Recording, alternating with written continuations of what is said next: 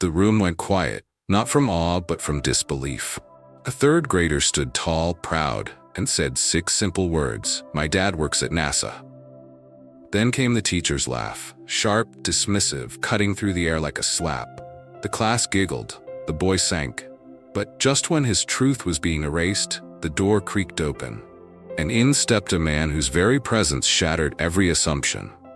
What happened next? It didn't just silence the room, it rewrote it. Forever. Career Week at Riverbend Elementary had always been a highlight.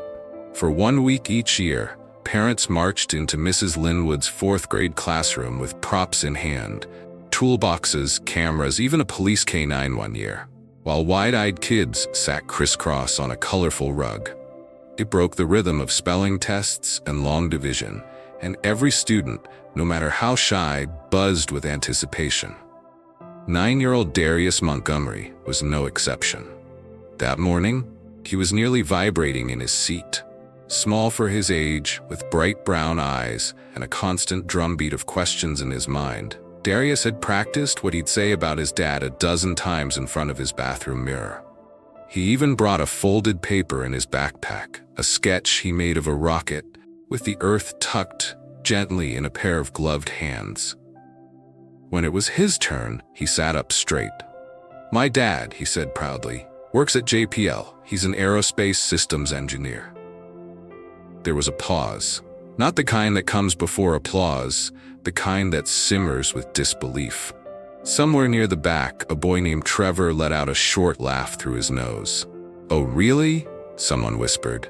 But it was the adult in the room, the one wearing a school badge and authority, who made it worse.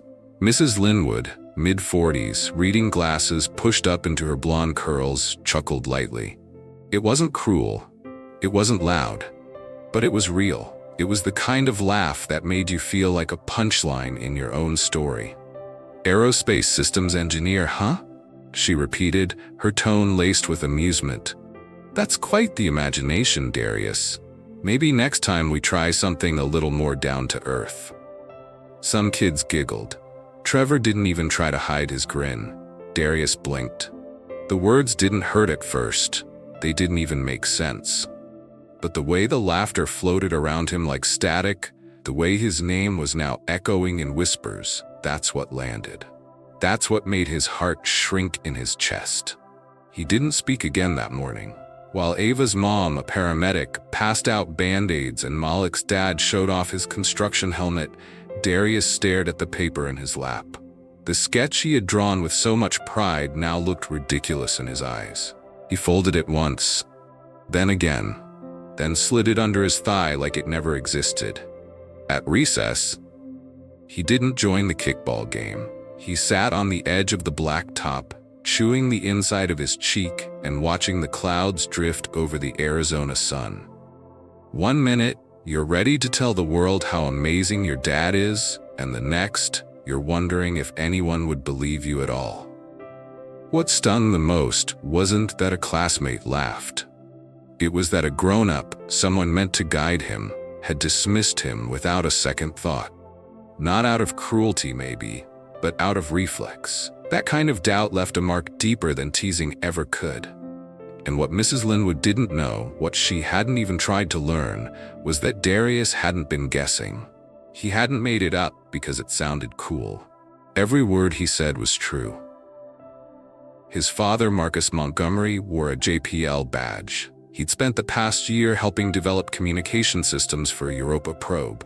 He didn't just talk about science. He lived it. But none of that mattered now. Because to the person holding the chalk and the authority, the idea that someone like Marcus could be Darius's dad just didn't seem real. Still, the day wasn't over, and Darius's truth, tucked away in a backpack and clouded with shame, was about to be pulled into the light in a way no one in that classroom would forget. 3 nights before Career Week, Darius was in the garage with his dad. Marcus Montgomery didn't look like what most people expected when they thought rocket scientist. He wasn't stiff or cold, didn't wear a white coat or speak in complex code. Instead, he wore sweatpants and a worn JPL hoodie, with grease on his fingers and curiosity in his voice. At work, he solved impossible problems. At home, he turned science into bedtime stories. They were digging through a plastic tub full of old cords and wires. "What's this one do?" Darius asked, holding up a cable with a weird-looking end. "That one," Marcus grinned. "That helped relay the first image from the Mars Pathfinder back in '97. It's older than you. Definitely older than your game console." Darius's eyes widened. "For real?" Marcus nodded. "For real. That cable talked to space." Darius beamed. He loved these garage nights. Not fancy, not loud. Just the two of them, the scent of metal and old rubber in the air, and stories that made the stars feel close enough to touch. Marcus ruffled his son's curls. "You getting excited about Career Week?" Darius paused. "Yeah, I think so." Marcus noticed the hesitation. "You nervous?" Darius shrugged. "I want to tell them what you do. But what if they don't get it?" "You mean if they don't believe you?" He nodded. Marcus stood, wiped his hands on a rag, and crouched in front of his son so they were eye level. "You know what makes your story powerful?" he asked. Darius shook his head. "It's yours. And it's true. Doesn't matter if they laugh or raise their eyebrows. The truth doesn't need permission." "But what if they make fun of me?" Marcus didn't sugarcoat. He never had. Some people laugh because they don't understand. Some people doubt because they've never seen it. That's not your fault, son. That's their small vision. Darius stayed quiet, processing. Marcus continued. "You don't have to prove anything. Just speak your truth. That's all." Later that night, Darius spread his colored pencils on the kitchen table and started sketching. He drew his dad wearing his JPL badge, holding Earth in one hand and a satellite in the other. Around him, he scribbled words he'd heard 100 times but never said out loud. Trajectory, thrusters, orbit, relay. He practiced what he would say in the mirror. Mimicked the way his dad pointed when explaining things. Added a joke about space phones with terrible reception. He was proud of his dad, of the sketch, of the story. But in that classroom, just hours later, all of that pride had been flattened by a single comment from a single adult who didn't even try to understand. Mrs. Linwood hadn't meant to crush him, but she hadn't cared enough not to.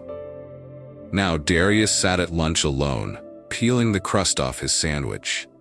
He hadn't told anyone what he'd prepared, hadn't mentioned the drawing. It was crumpled now, shoved into the bottom of his backpack, the ink bleeding into the creases. What was the point? He barely noticed when the lunch bell rang, barely joined the shuffle back into class, barely looked up when his name was called for math drills. But Marcus Montgomery didn't know any of this yet. He was at work, adjusting slides for his Career Week presentation. Nothing too heavy. Just enough science to spark curiosity. Diagrams of relay satellites, a photo of the Deep Space Network dish, and his favorite, a picture of him and Darius at the Jet Propulsion Lab, both wearing matching badges and grinning like they'd just discovered something big. He planned to end with that. Because for all his achievements, nothing made Marcus prouder than being a father to a boy who believed in impossible things. He just didn't know that boy, now sat in a classroom wondering if any of it mattered. By mid-afternoon, the classroom had turned into a parade of professions. A nurse showed how to check a pulse. A police officer passed around plastic badges. One dad rolled in with a toolbox and pulled out a socket wrench like it was a magic wand. The kids clapped, laughed, asked questions, all except Darius. He sat with his hands in his lap, watching the door. His sketch was still buried at the bottom of his backpack, along with his voice. He didn't even notice when the room started shifting, desks being pushed back to make space for the next guest. Mrs. Linwood stood near the door, clipboard in hand, calling out the next name. And now we have. But the door had already opened. In stepped Marcus Montgomery. He wasn't wearing a cape or a lab coat. just a navy blazer over a black t-shirt, slacks, and his JPL badge clipped proudly to his chest. He walked with a calm confidence, not the kind that demanded attention, but the kind that naturally drew it. The room stilled. Even the wiggly kids in the back stopped moving, and for the first time that day, Darius sat up straight. His mouth opened just slightly, like he was checking if this was real. Marcus met his son's eyes and gave him a slow, subtle nod. The kind that said, "I got you." He turned to the class and said, "Hi everyone. My name is Marcus Montgomery. I'm an aerospace engineer, and I help design and build communication systems for spacecraft." Silence. Not mocking silence, not disbelief, just awareness. Mrs. Linwood blinked. Her mouth opened like she wanted to say something, but nothing came out. One student near the front raised a hand. "You build spaceships?" Marcus smiled. "Not the ones with seats, the ones that talk. I help build the systems that let rockets and robots send messages across space." A few more hands shot up. "Like space phones?" He chuckled.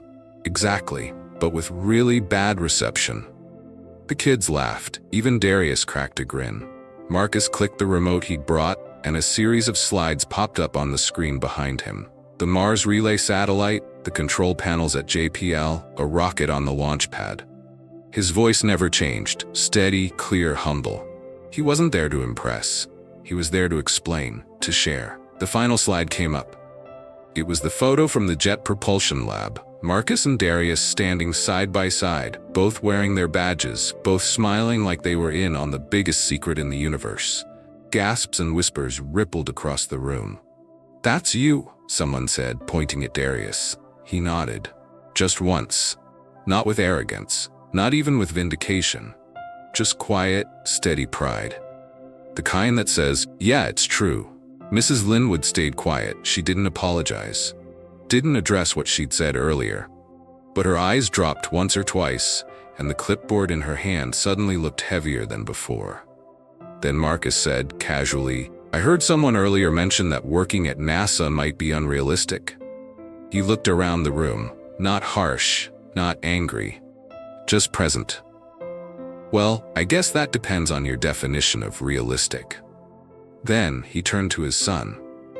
"And if it ever does seem unrealistic, you just remember, people used to think walking on the moon was impossible too." And with that, he smiled, clicked off the projector, and thanked the class. There was no need to say anything more. The truth had walked in, and it was wearing a badge. The final bell rang, but the air in room 3B hadn't cleared. After Marcus Montgomery left the classroom, the usual end-of-day chatter returned. But something was different. The room didn't just feel quieter, it felt humbled. Darius moved slowly, packing his backpack like he was in no rush to leave. Around him, kids buzzed with curiosity. "Did your dad really help build a Mars satellite? Have you ever seen a rocket launch? Do you get to go inside NASA?" Darius answered simply. A word here, a shrug there. He didn't puff up or show off. He didn't need to. The truth did the talking king for him. Even Mila leaned over and whispered, "I told you they'd believe you." He smiled, just a little. "They didn't have to," he said, echoing his dad's calm. Most of the kids had filed out when Mrs. Linwood finally approached. She hovered at the edge of his desk, unsure of how to begin. "Hey Darius," she said lightly, "your dad's very impressive." Darius nodded, not looking up. "Yeah." She shifted awkwardly. Her fingers tapped the edge of her clipboard, like she was searching for something to say that might undo what had already been done. I might have spoken too soon earlier," she said, voice thin. "Might have?" Darius repeated, his tone steady. That landed heavier than she expected. Mrs. Linwood swallowed. "Okay, I did. I was wrong, and I'm sorry." There it was. Darius finally looked at her, his eyes steady but unreadable. He didn't smile, he didn't nod. He just said, "You laughed." That silenced her again. For a long moment, she didn't respond. Then, softly, "I know. And I shouldn't have. It wasn't fair. I think sometimes adults forget how big kids' dreams really are." Darius slung his backpack over one shoulder. As he headed for the door, she called out one more time, "I hope you'll let me do better." Darius paused in the doorway, turned just slightly over his shoulder and said, "It wasn't my imagination. That's really my dad." And then he was gone. Mrs. Linwood stood there alone, clipboard in hand, the weight of her mistake finally sinking in. She sat at her desk long after the room had emptied, listening to the faint sound of other classrooms closing down, the echo of children's laughter in the hallway, and the single sentence that kept playing in her mind, "Maybe next time we aim for something more realistic." She hadn't meant harm, but that didn't make the harm any less real. It wasn't just a moment of doubt, it was a moment that could have erased a child's pride, undermined his voice, rewritten the truth in someone else's handwriting. And now, she knew. Being wrong was only part of the lesson. The rest, that came from learning how to carry it and how to never let it happen again. That night, after a long evening of reflection, she wrote something down on a piece of notebook paper. Not a printed note. No official school stationery. Just a simple, handwritten message, folded once and placed in Darius's cubby the next morning before the bell. It read, "Darius, I was wrong. You shouldn't have had to prove anything to us. Keep dreaming big, Mrs. Linwood." Darius found it at lunch. He didn't smile. Didn't read it twice. Just folded it back up, tucked it into his backpack, and zipped it shut. Not because he needed the apology, but maybe because someone else needed to give it. The next morning at Eastfield Elementary, everything looked the same, but everything felt different. Kids still scrambled to line up by homeroom, sneakers still squeaked on the linoleum, morning announcements still crackled over the intercom. But when Darius stepped through the classroom door, all eyes turned toward him. And this time, they weren't rolling. They weren't doubtful. They were curious, some even admiring. "Did your dad ever meet an astronaut? Can you bring something NASA next time? Are you going to work in space too?" Darius shrugged off the attention with a quiet confidence that hadn't been there before. Not because he needed their validation. He had something stronger now, something that couldn't be shaken loose by a laugh or a doubt. He knew who he was. He knew who his father was, and that was enough. At recess, Mila ran up beside him. "So, you're kind of famous now." He grinned. "Yeah, I'm signing autographs by the monkey bars later." She rolled her eyes, laughing. "Whatever, superstar." They sat on the edge of the blacktop, eating granola bars and watching the others chase each other across the field. "They believe you now," she said. "They didn't have to," he replied. She looked at him for a second, nodding slowly. "Still nice, though." And it was. But the real shift didn't happen in the spotlight.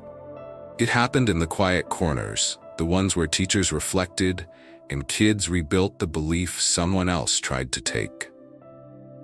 In the teacher's lounge, Mrs. Linwood sat with a mug of coffee she hadn't touched. She stared out the window, watching Darius laugh with his classmates, the same ones who'd once snickered at his dreams. She wasn't proud of what had happened, but she knew pretending it hadn't mattered would only make it worse. She had learned a lesson too, one that didn't come with worksheets or rubrics. She had learned how easy it was to shrink a child's voice, and how powerful it could be when that voice rose anyway. Darius didn't mention the note the next day. Didn't need to. He carried himself with quiet clarity now. Not defiant, not angry. Just steady. At home that night, Darius sat at the kitchen table stirring his cereal, dinner by choice again. Across from him, his father leaned against the counter with the same chipped mug that read Space Nerd. They didn't talk much at first, just sat in the soft glow of the kitchen light, the hum of the refrigerator filling the space. Then Darius asked, "Did you hear her?" "You mean your teacher?" Kelvin asked, setting the mug down. Darius nodded. "When I said you worked at NASA," she laughed like it was a joke. Kelvin didn't answer right away. He came over, pulled out the chair beside his son, and sat. "Yeah," he said finally. "I heard her." Darius's brow furrowed. Why do people do that? Kelvin's voice was calm. Because sometimes the world's been taught to believe that certain people don't belong in certain places. So when they see someone like me or someone like you, they assume we must be pretending. He let the silence breathe, then added, "It's not always hate. Sometimes it's just small thinking. But either way, it's never your job to shrink so they feel comfortable." Darius stared at the table for a moment, then whispered, "I didn't feel smart anymore." Kelvin leaned forward, his voice soft but firm. "Never let someone else's doubt erase your truth. You know who you are, and I know who you are. That's all that matters." Darius nodded slowly. "You did good," Kelvin added. "You told the truth, even when nobody clapped. That's brave." A small smile crept across Darius's face. The next day, the world kept turning. Tests, lunch lines, homework. But the ground had shifted. Not just for Darius, not just for Mrs. Linwood. In that classroom, something new had taken root. A reminder that when we teach kids to reach high, we better not laugh when they do. Because the truth, it doesn't need permission. It just needs someone brave enough to speak it, loud and clear. What is the lesson of this story? 1. Don't shrink someone's dreams just because you can't see them yet. Too often, adults underestimate kids and unconsciously teach them to dream smaller. One comment of doubt can echo louder than 100 compliments. 2. The truth doesn't need applause, it just needs to be said.